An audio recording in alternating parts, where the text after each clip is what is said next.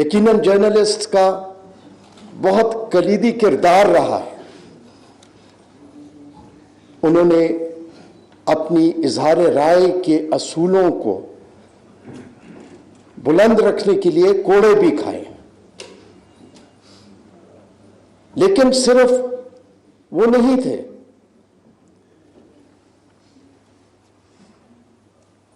آپ اگر آگے آئیں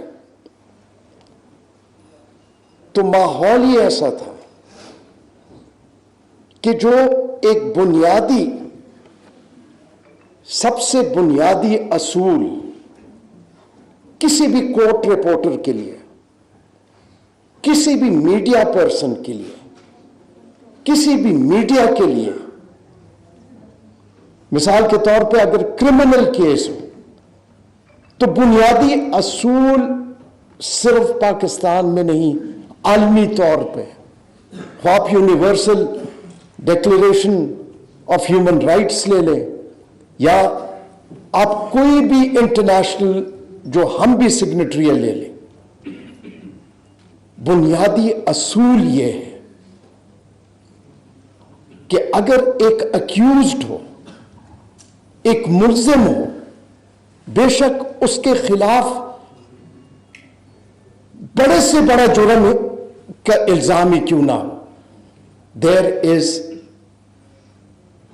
a presumption of innocence. اور جرنلسٹک پرنسپلز میں یہ ایک بنیادی اصول ہے. اب ذوالفقار علی بھٹو کا آپ ٹرائل کے دنوں میں، مجھے نہیں پتا، آپ نے یقیناً بہت ساروں نے کیا ہوگا ریسرچ، اس وقت کے اخبارات اٹھا لیجئے گا، وہ پریزمپشن آف انوسنس نہیں تھی. اس کے بعد میں بحیثیت ایک جج، میرے 3 مختلف ادوار کے ایکسپیرئنس ہیں. ایک 2014 سے 2018، 2018 سے 2022 اور 2022 سے آج تک. مجھے اظہار رائے پہ اس لیے کچھ کہنے کی ضرورت نہیں کیونکہ ہم اکاؤنٹیبل ہیں. جو بھی جورسپروڈنس اسلام آباد ہائی کورٹ کا اس وقت موجود ہے، میں اس کی نفی نہیں کر سکتا. میں جج بنا تو پہلا کیس ایک بیل میٹر کا ہے اور مجھے ابھی صرف 2 ہفتے ہوئے تھے. ایک سپریم کورٹ کے جج کے خلاف بینر لگے ہوئے تھے. ایک 16 سال کا لڑکا اس میں ملزم تھا، جس پہ الزام صرف یہ تھا کہ اس نے وہ بینر آویزہ لگائے تھے، پول پہ چڑھا تھا، اور دوسرا جس نے وہ بینر لکھا تھا وہ ملزم تھے.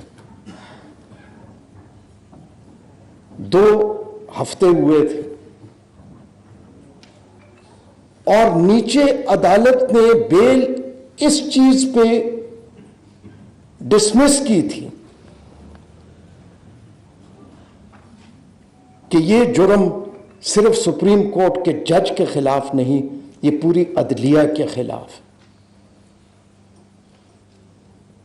وہ میری غالباً پہلی رپورٹڈ ججمنٹ تھی، لیکن اس میں بھی ایک عنصر فریڈم آف ایکسپریشن کا تھا. کسی نے یہ تحقیق کرنے کی جسارت نہیں کی کہ وہ بینر لگوائے کس نے تھے، لیکن وہ 2 ملزم بیچارے وہ پھنس گئے تھے. 2 چیف جسٹسز نے سپریم کورٹ کمپلیننٹ بنی تھی، اور کمپلیننٹ بنی تھی اظہار رائے کے اوپر، ان پہ اینٹی ٹیررزم کے کیسز بنے تھے.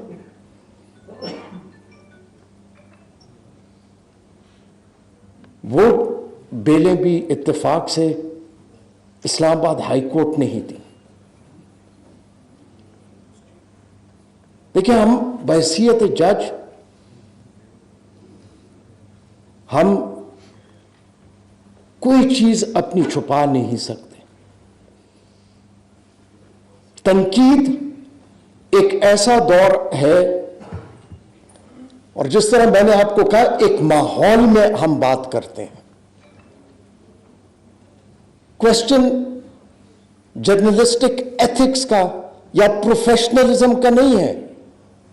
سب پروفیشنل ہیں، سب ایتھیکل ہیں. کوشچن یہ بھی نہیں ہے کہ ہم کتنے پولرائزڈ ہیں.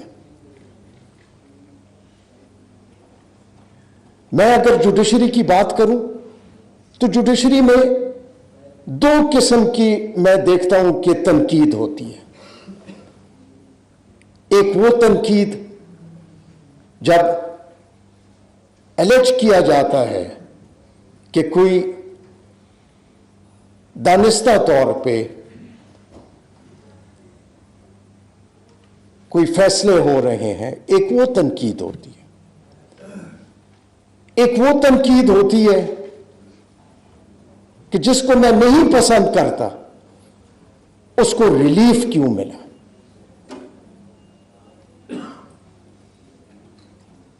لیکن وقت کے ساتھ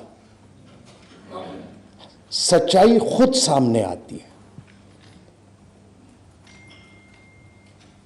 2018 میں دوسرا، ججوں کو انڈیپینڈنٹ ہونا چاہیے.